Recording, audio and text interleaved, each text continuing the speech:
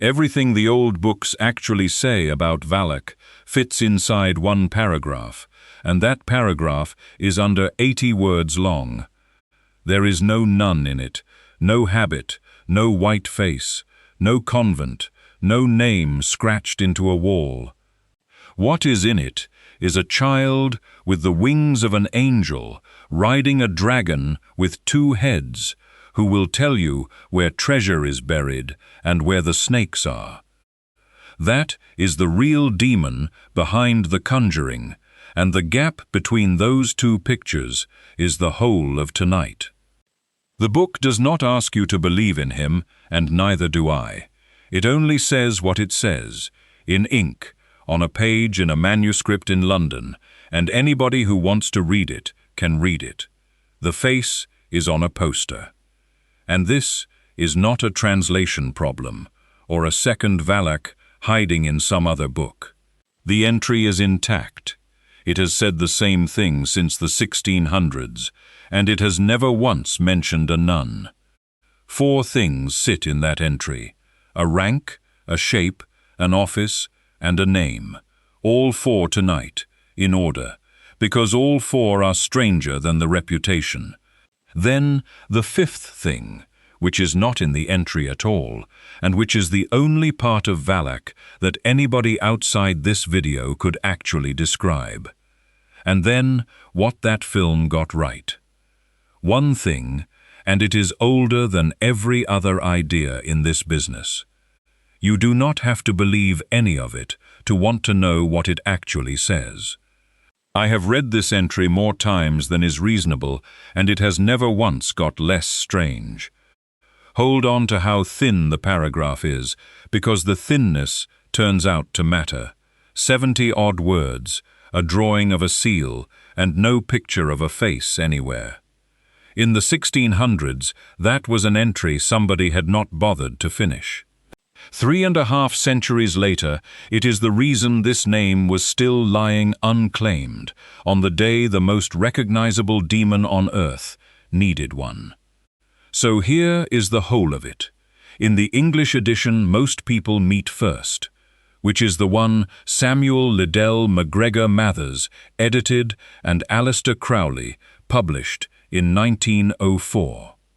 The 62nd spirit is Volak, or Valak, or Valu.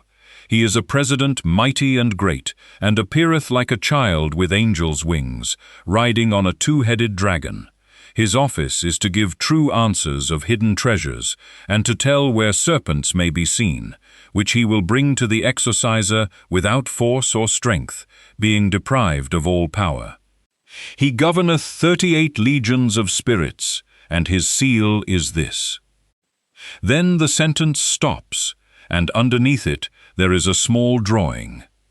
That is the complete Valak. Every copy anybody has ever found says a version of that and nothing more. Read it out loud at a normal pace, and you are done in half a minute. A film franchise has been built on top of it. So take the 4, one at a time, and start with the word hardly anybody who uses this name has ever read. President. Not a prince, not a king, not a lord of anything.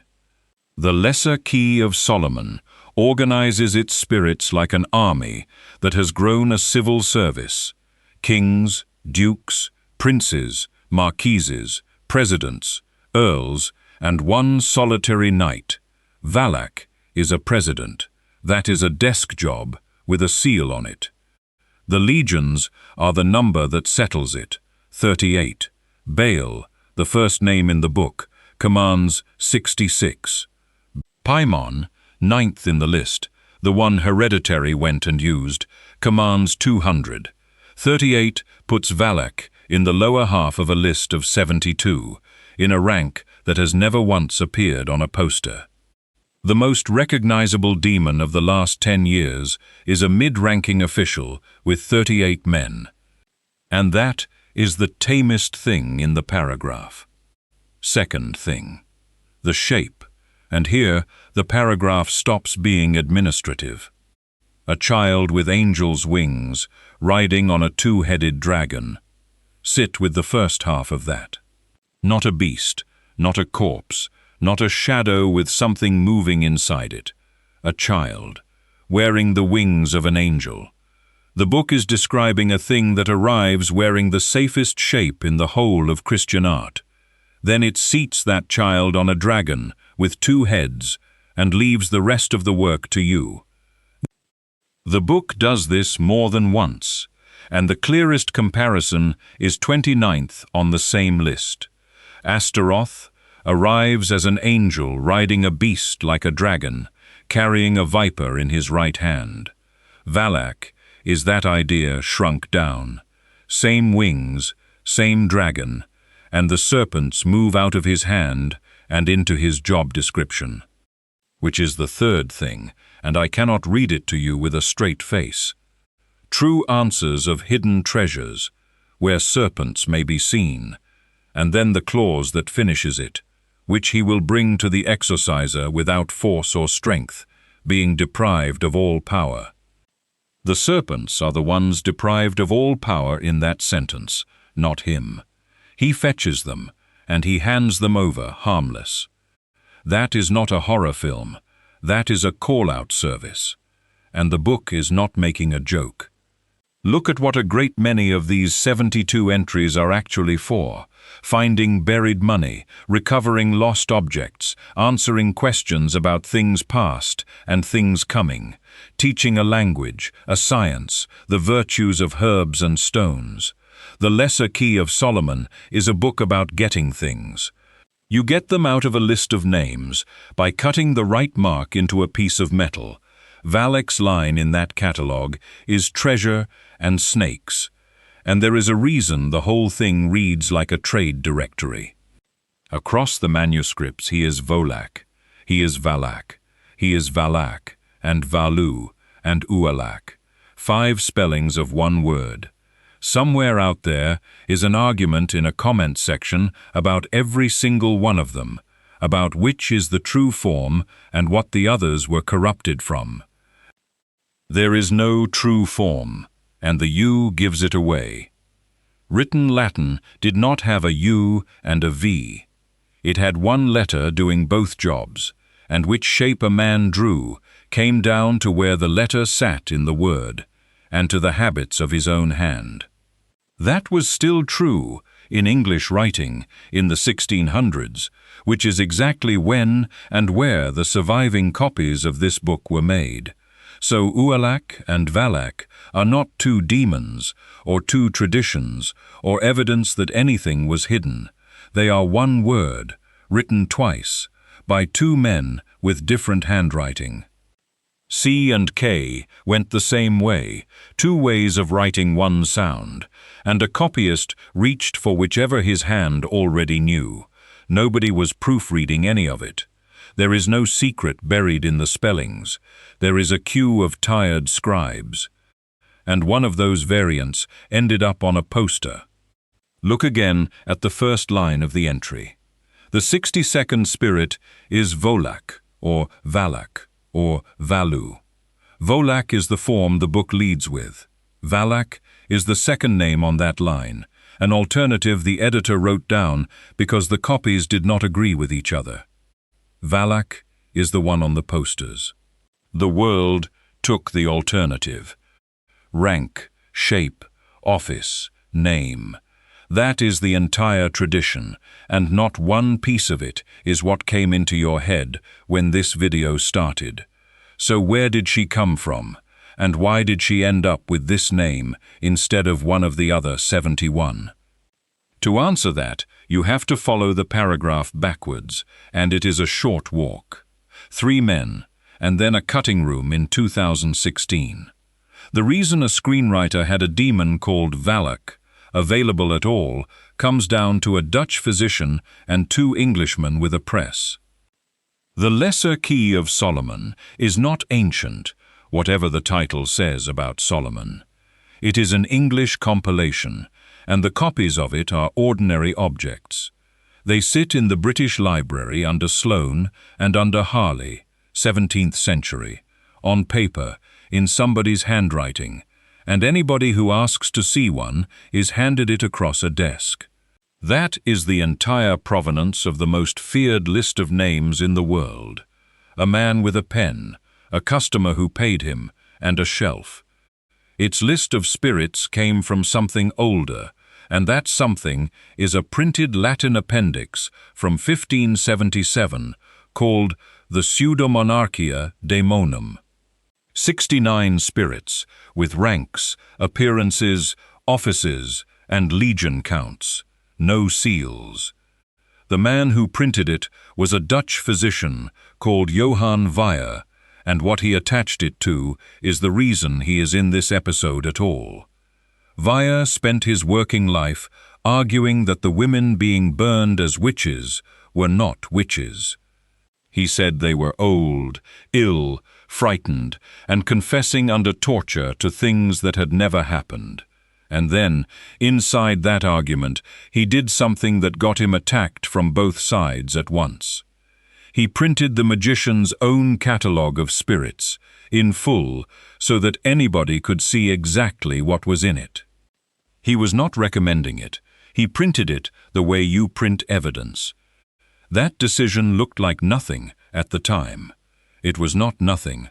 Almost every demon name in modern horror that comes off this list comes through a page a physician set in type to defend women he had never met. 327 years later, in 1904, Mathers edited the Goetia out of the Sloane manuscripts, and Crowley put it into print in English. That edition is why the 72 are in the English language at all. It is also why the seals are on album sleeves and forearms, because Mathers had them drawn and printed, and nobody since has needed to open a manuscript to find one. And it is why a name like Valak can be found by anybody making a film in about 4 seconds. So the name was in print, and anybody could look it up. That still does not explain why this name and not another one. The answer is not in what the book says about him. It is in what the book never got round to giving him, and it takes about 10 seconds to check. Valak is not in the Bible, not under any of the 5 spellings, not in Genesis, not in the prophets, not in the Gospels where the demons actually speak out loud. He is not in the Testament of Solomon either, and that one matters more. It is the oldest text we have that interrogates demons one at a time and writes down what each of them says, 36 by Deccan, and others besides, named, questioned, recorded. Valak is not among them. And he has no face. In 1863, the Dictionnaire Infernal was reissued in Paris with 69 engraved plates by an illustrator named Louis Le Breton. And those plates are the pictures people mean when they say the word demon. Baal with his 3 heads, Astaroth on his beast, Bua as a lion's head running along on legs set round it like a wheel. Valak is not one of the 69. So the whole visual tradition of this demon, up to 2016, is a seal. It is worth being clear about what a seal is, because people hear the word and picture a portrait. It is not one. It is a geometric mark, loops, crossbars, a hook, a dot. It was drawn to be cut into metal, and the men who drew it were not illustrating anybody. They were recording a shape that had to be reproduced exactly, down to the last hook, or the thing was worthless. A name with a rank, an office, a seal, and a vacancy where the picture should be. Now compare that with the 2 demons this century has actually used, because the comparison is the whole answer. Start with Pazuzu. The exorcist went and found a real one.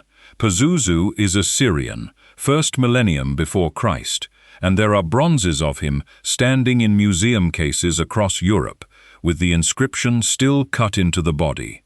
William Peter Blatty could have made a name up. He took an object with an archaeology attached, and although the film reversed what that object was for, it took the whole thing, face, wings, talons, region, age, name. Then Paimon, Hereditary, did the other version of the same work. Ari Aster did not copy a picture, because Le Breton drew Paimon and the film looks nothing like the plate. He built the picture out of the entry. Read the 9th spirit of the Ars Goetia, and it is all sitting there.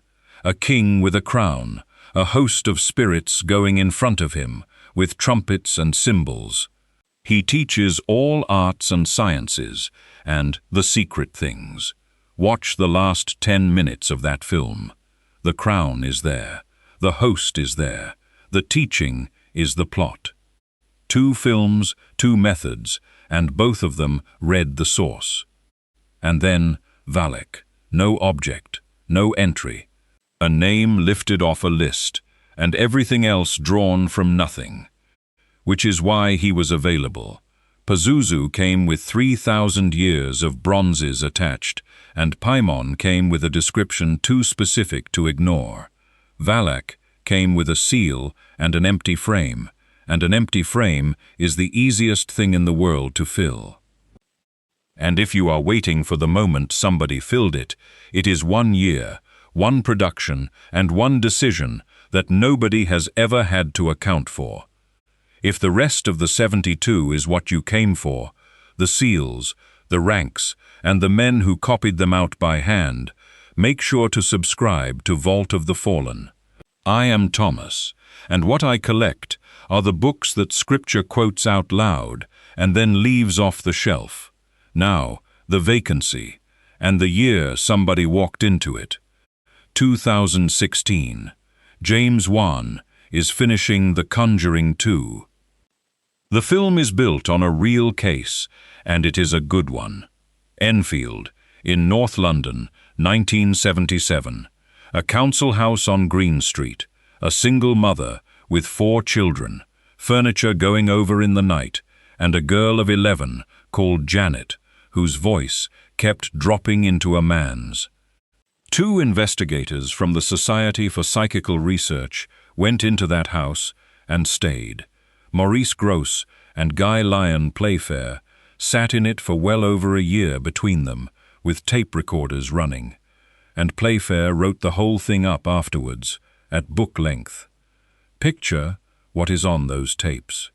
A council house bedroom, 2 grown men in overcoats with recorders running, a girl of 11 sitting up in bed, and a voice coming out of her that is nothing like hers. It is old, it is male, it gives a name, and it says it died in a chair in that room. There is no nun anywhere in the Enfield material.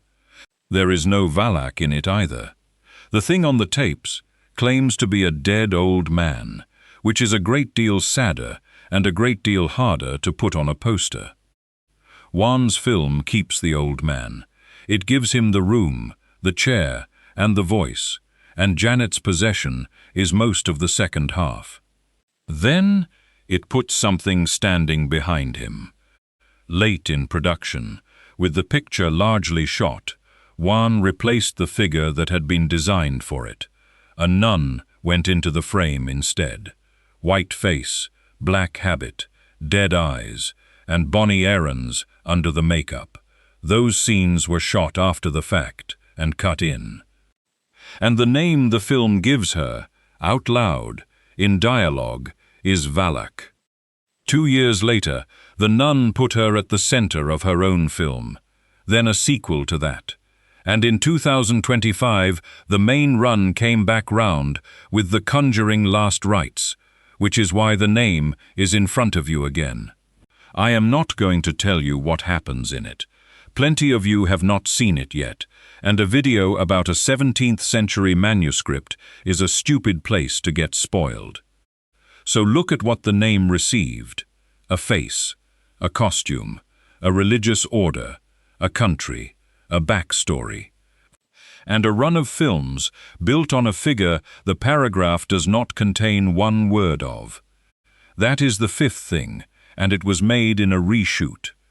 Why that name and not one of the other 71 is a question with 2 halves, and I can only answer one of them.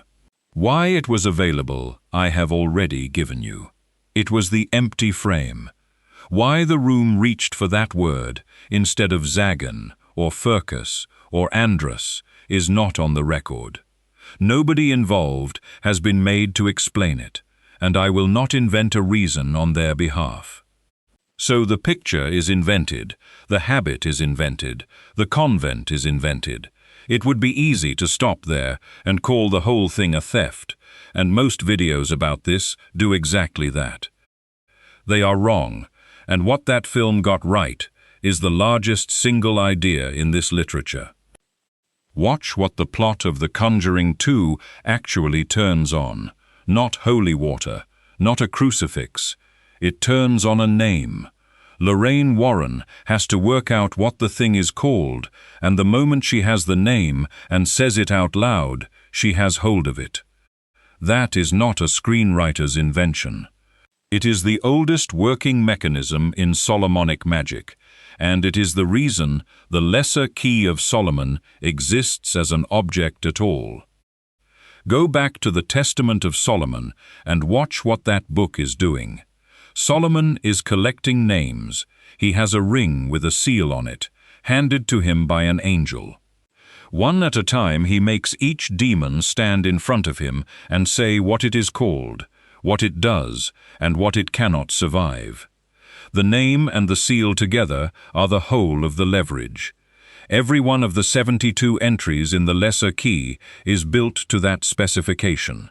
A name, a rank, so you know the protocol. An office, so you know what to ask for, and a seal to cut into the metal. Whatever was or was not known in that cutting room, the plot of that film runs on the exact mechanism these manuscripts were made to serve. It got the machine right. It got the creature entirely wrong. A film that had read none of it still ended up running the book's own machinery. I have never worked out whether that makes it better or worse. Let me know in the comments if you can name another one that went this way. A film that took a name off this list and threw the entry straight in the bin. No rank, no office, nothing kept but the letters. I want to see how long that list actually runs, because I do not think this is the only time it has been done. And for the whole book, all 72 of them in order from Baal to Andromalius, the complete guide is on the shelf here, at documentary length. One thing left, and it is the part of this I have not been able to put down. It is the single place in the whole story where the book and the film agree with each other, and neither of them knew it. Put the two pictures side by side and stop reading them as demonology. Read them as costume. The book's Valak arrives dressed as a small angel. The film's Valak arrives dressed as a nun, centuries apart for audiences with nothing in common, and both of them are the same instinct. Put the wrong thing inside the shape people have been trained not to be afraid of. I want to be careful with that, because it is my reading and not a claim the paragraph makes. Nothing in the manuscripts connects the child to the habit. Nobody who made that film has said the entry gave them the idea, and it could not have, because everything in that entry, except the name, was left exactly where it lay. The two pictures agree by accident. They still agree, and it is the only place in this whole business where the book and the film are looking at the same thing. So the question is not whether The Conjuring got Valak wrong. It did, end to end, and it never once claimed otherwise. The question is what a name in that book was ever for. It was never a description. Weyer printed a catalogue. Mathers translated a catalogue. The 72 entries are labels on drawers, and most of those drawers have never been opened by anybody outside the small number of people who read these manuscripts for a living. Valak's drawer was opened by a director who wanted a word. He took the word and left the contents on the page, which is, looking at what came of it, the most successful thing anybody has ever done with this book. Not one word of the entry came through, except the name itself. The name did the whole job on its own. The manuscripts are still in the British Library, under Sloane and under Harley, in the 17th century hands that copied them. The entry is still under 80 words, and the child is still in the second sentence of it. The dragon still has 2 heads. The treasure is still buried. The serpents are still wherever he says he can find them, and he still hands them over, in the book's own words, without force or strength. The seal is still drawn under the sentence, and it is still the only picture the tradition ever gave him. The nun is still on the poster, and nothing joins the 2 of them but 5 letters and an accident.